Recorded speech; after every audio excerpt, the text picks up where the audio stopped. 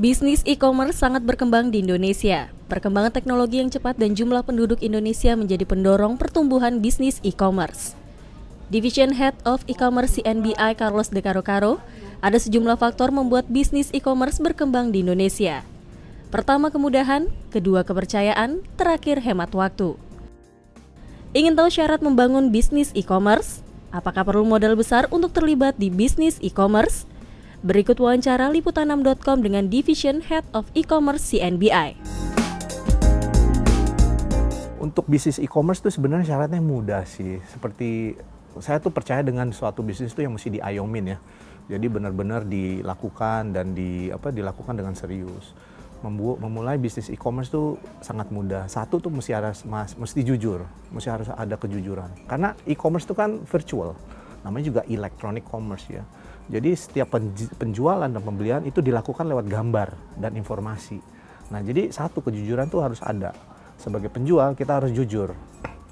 Produk yang kita tawarkan ya, itu harus kita ceritakan secara detail. Ini produknya apa, kualitasnya gimana gitu. Itu harus detail. Dan juga yang di detail ini tuh harus sama apa yang digambar, karena itu yang menjadi pemicu untuk orang bisa beli kan kayak gitu. Dan yang kedua adalah faktor dari kualitas. Kualitasnya harus baik gitu ya. Apa yang udah diceritain di website itu kualitasnya harus sama seperti apa yang di-describe. Dan juga adalah kuantitinya, stoknya. Jangan sampai nanti kita jualan tiba-tiba harus di tengah jalan. Kalau misalnya e-commerce dalam bentuk makanan misalnya gitu ya. Jadi raw materialnya juga harus siap, production-nya juga harus siap ya, production line-nya juga harus siap. Kemudian stok yang ada tuh memang harus siap gitu ya, karena sebagai pemain e-commerce gitu ya di Indonesia, kami ini siap juga untuk membantu mereka gitu loh, lewat penjualan, promosi dan sebagainya. Jadi mereka juga harus siap dalam soal quantity, quality dan juga keterangan yang lebih jelas ya untuk produk yang mereka jual. Nah, kita ngelihatnya gini ya, kalau misalnya modal dalam segi pemodalan, kalau sebagai penjual ingin membangun e-commerce platform misalnya ya, sebagai toko online gitu ya, itu modalnya besar. Karena kan harus invest waktu dan uang juga ya, harus punya expert di dalam IT dan programming dan macam-macam.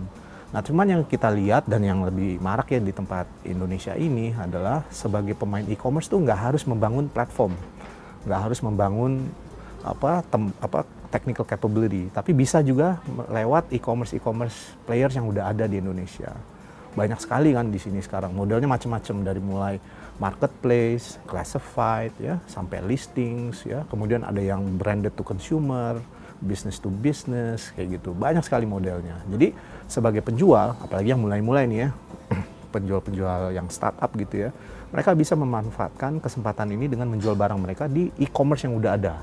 Ya, marketplace ya, kalau saya nyebutnya gitu, karena lewat situ tuh semua teknologi, features, dalam soal pembayaran, pengiriman, kemudian juga reporting itu sudah ada di situ semua. Jadi nggak usah harus lagi ngebangun dari awal gitu ya, cukup lewat situ aja. Jadi simple sih, straightforward dan cukup murah. Nah, jadi salah satu kebutuhannya adalah melihat ini produknya apa. Kemudian marketnya siapa sih gitu ya yang mau dijual, dan melihat di marketplace yang sudah ada nih, e-commerce players yang sudah ada, itu mereka rata-rata fokusnya kemana, demografisnya apa aja gitu ya, populernya di kalangan siapa. Nah, itu yang mesti diperhatikan. Jadi misalnya kalau baju kan ada beberapa e-commerce yang memang top banget lah ya di lifestyle, di fashion, bisa ditawarkan lewat marketplace seperti itu. Ataupun misalnya kalau makanan, itu juga ada kan marketplace yang khusus untuk makanan dan groceries. Jadi mesti dilihat sih, mesti ada research sedikit lah gitu ya, ini yang terkenal nih apa nih gitu ya. Tapi ada juga yang mungkin yang khusus maksudnya untuk industri kecil ya, cobain deh di semua tempat, kita lihat nih mana yang lebih populer, mana yang lebih semarak, atau mana sih e-commerce yang mau lebih membantu ya dalam segi promosi, diskon ya, free shipment atau program-program lainnya gitu, karena banyak kan variasinya. Nah, yang saya lihat di Indonesia malah modelnya sih yang model yang nomor 2 itu ya, jadi barang apapun dicobain lah, semua channel dicobain gitu ya. Jadi kita lihat nih mana yang lebih populer dan lebih berhasil, baru nanti lebih committed sama e-commerce player tersebut gitu. Untuk membangun bisnis itu satu ya, mesti ada satu uniqueness ya dalam produknya. Jadi uniqueness dalam satu produk dari mulai features, mulai spesifikasi, kemudian unik dalam pricing. Karena kita lihat masyarakat Indonesia itu kan masih tetap cari ini ya, bargain hunter lah ya. Mereka lihat dari semua e-commerce, dari semua produk yang ditawarkan, itu mereka cari mana sih yang lebih murah gitu, mana sih yang lebih atraktif gitu ya. Nah produk yang aneh-aneh itu yang dicari sebenarnya di e-commerce ya. Karena kalau yang udah biasa tuh mereka bisa pergilah secara ke toko-toko, mereka bisa dapetin di situ gitu. Cuman kalau yang di marketplace yang saya lihat itu adalah satu yang mesti unik. Kemudian yang agak beda, yang jarang ada di Indonesia, dan yang ketiga lebih murah. E-commerce tuh sebenarnya itu tadi ya, jualan lewat gambar, lewat teks.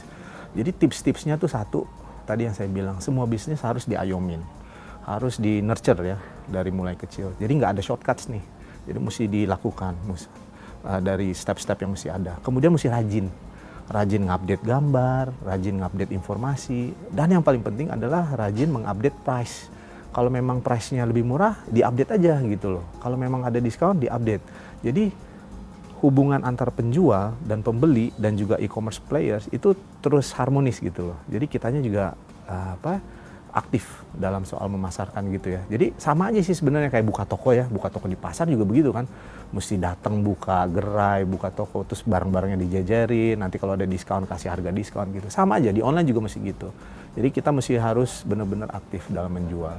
Nah, yang faktor lainnya yang mesti diperhatikan adalah supaya sukses itu ya kejujuran. Kejujuran dalam informasi barang-barang yang dijual. Kejujuran dalam soal harga. Dan juga kejujuran dalam harga pengiriman. Kalau mau dikirim besok, lakukan besok gitu. Jadi jangan ditunda-tunda. Karena itu tadi, bisnis e-commerce itu adalah bisnis kepercayaan. Kepercayaan antara pembeli dan penjual. Dan kita e-commerce players tuh main di tengah-tengahnya.